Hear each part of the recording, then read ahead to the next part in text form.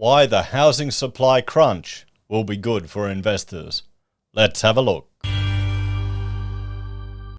Hello everyone, Florian.Heise here and welcome to another episode of HeiseSays. Grab your stein of coffee. Let's look at this domain article because it's written by Sue Williams and it's discussing why the housing supply crunch may be good news for investors. Now, as I've covered in many videos, we're going through the process of a construction apocalypse where builders are going under left, right and center, mainly in the housing sector, mainly in the spec housing sector.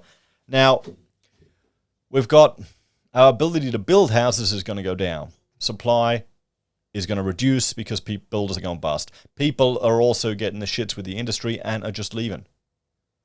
People are retiring, they're going, nope, had enough of housing, getting out. Don't blame them.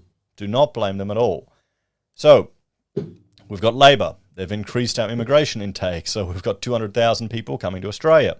They're going to need places to live. You've got international tourism returning. That'll mean more accommodation requirements for Airbnbs and holiday housing, that type of thing. You've got international student inquiries higher than pre-pandemic levels. They're going to come back, guys. Don't kid yourself. They're going to come back. So we're going to have a whole series of demands on our housing sector. But our ability to address that supply, it's going to be lower because the whole housing sector has been overheated because of the government stimulus and intervention in the economy, as we've covered many times on the channel. And as I will bring up in, well, I just want to show this slide here. See the blue line there? That's the spike caused by home builder. Government loves juicing up housing. You've got now the regional housing grants, we looked at it in a video yesterday, they're being brought forward. There's no difference between the major parties with regards to housing. They both love it. I can't see Labor trying to get rid of negative gearing again. They want to stay in power. So, let's look at this one. Why the housing supply crunch may be good news for investors. Latest figures show a plunge of 17.2% in the number of building approvals for dwellings in July, 25.9% down on the year, foreshadowing a likely chronic shortage of housing from 2023 onwards. The most worrying fall recorded by the ABS is a slump of 43.5% in private sector apartments to the lowest level since January 2012. So is that an argument to invest now or later? It's more an argument to make sure you buy well, argues the chief executive of Metropole Property Strategies, Michael Yardney. There's a lack of supply in the market even now, and especially of A-grade properties, he said. Well, he is right. You've got to buy well. Just look at the construction playlist on this channel. We went through all of the apartment issues. Construction quality in Australia is challenging at best of times, but in an overheated market in the Sydney apartment sector, it just got terrible.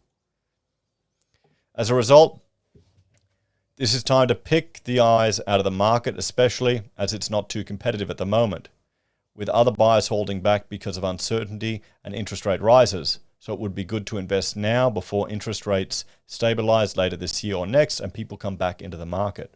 Now you've got to remember, Michael is a property, what would you call it? Property bro? Yeah, he's one of the old school property bros, let's say. So he's got a vested interest. With building cost rising, yep, that's happening. I forgot to highlight that again. NCC, National Construction Code changes, livability and environmental, Section J requirements, gone up. Construction costs go up.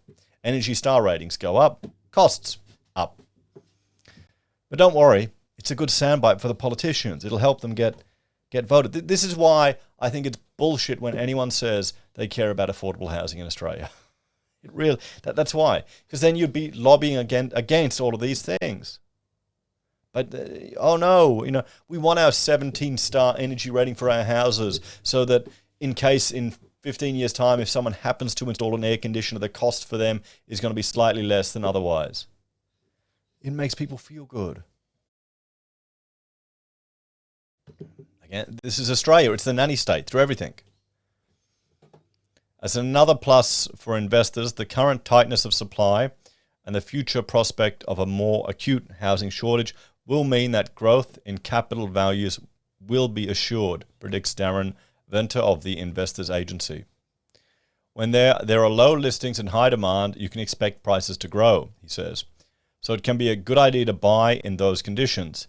It can be more challenging, but it can be more beneficial to do so. I mean, look at this housing image here.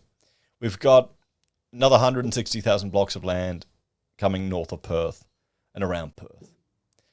And this is just a Getty photo, but they're like 300-meter blocks, and they build these shit houses right to the edge. No backyard. There you've got a backyard, so that's good. Little backyard, but nothing here, nothing here, nothing here, nothing here, nothing here. How are you going to play cricket or backyard? Or how are the kids going to play with their army soldiers in the backyard? Or climb a tree or build a cubby house? I mean, are these homes for families? So, I'd rather we build smaller houses, get rid of all the requirements to make them cheaper, and give more land. Anyway, an easy way to gauge demand is by looking at how quickly properties are selling or at the number of listings that are being bought. Another tactic is to shop on the fringes of these markets where more stock is available and easier to buy. In time, those markets will also grow as soon as the trend catches up.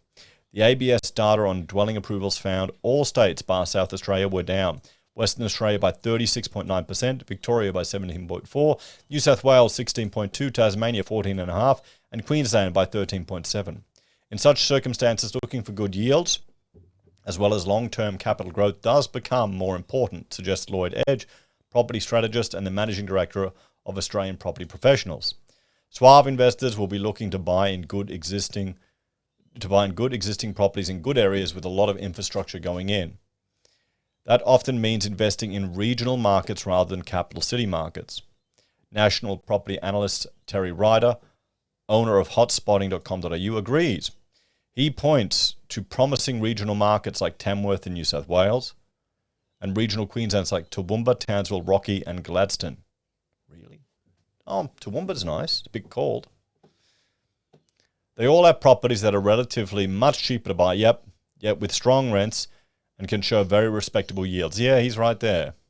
It's quite favourable now for investors as long as they choose their location well, he said. They want places with lots of activity, strong underlying economies and good infrastructure. It's currently a time of great opportunity. So there we go, everyone. Let's have a talk about this. I mean, this is an article on Domain. You've got people with a vested interest and, frankly, I would say an identity and entire existence tied up in property. But, I mean, they're right with regards to supply issues. We're going to see it. Supply capacity is going to be constrained. And I don't think demand is going to fall as much as people think. So, I mean, there you go. I mean, isn't that what they say? To buy when there's blood in the streets, or be greedy when others are fearful, and fearful when others are greedy. We'll have to see, guys. What do you reckon? Let us know your thoughts and opinions in the comments below. Thank you all for watching. Like, share, subscribe to the channel. Check out my other channels, HeiseBim and HeiseSays International, for other content I create. If you're a fan and want to support us, you can via YouTube or Patreon, using our referral links, buying our pocket squares, or calling us if you need an architect. Take care, guys. Have a great day, and I'll see you next time.